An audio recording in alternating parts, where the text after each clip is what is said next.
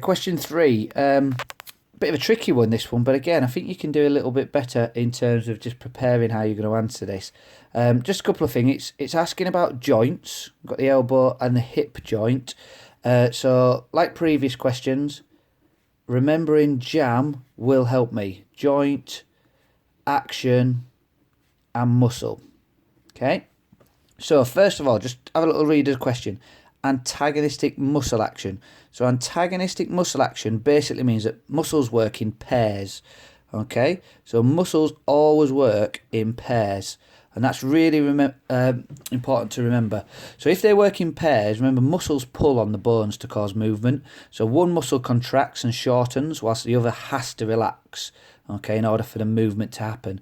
So at the elbow, this person has been able to say that the bicep is the antagonist. Antagonist means that one is relaxing, it's being lazy. Now I try and remember this. The antagonist is like your auntie's always lazy, always having a chat with your mum. It is the lazy part of the muscle. It's not doing anything, so it's relaxing. So antagonist is the bicep in that particular picture. All right, and it's relaxing. And then the tricep is the agonist muscle. An agonist means that muscle is working.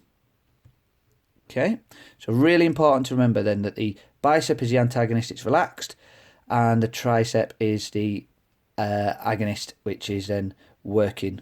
All right, that allows them to have a straight arm. Unfortunately, this person just missed out on the third mark because straight arm you're not allowed to put. You need to write the technical term, which is extension. Okay. And if you look at this question, look at jam that the person's done. The joint is already done for you when elbow's done. The action, this person put straight. So they didn't get a mark for the action because they needed to write extension, which was just a bit unlucky. So they didn't get that one. But the muscle, they were able to identify which was the agonist and which was the antagonist. So which was working and which was relaxing in order for the long jumper to extend their arm. Now the next one, the hip, which is obviously here, you can see that at the hip we've got this here.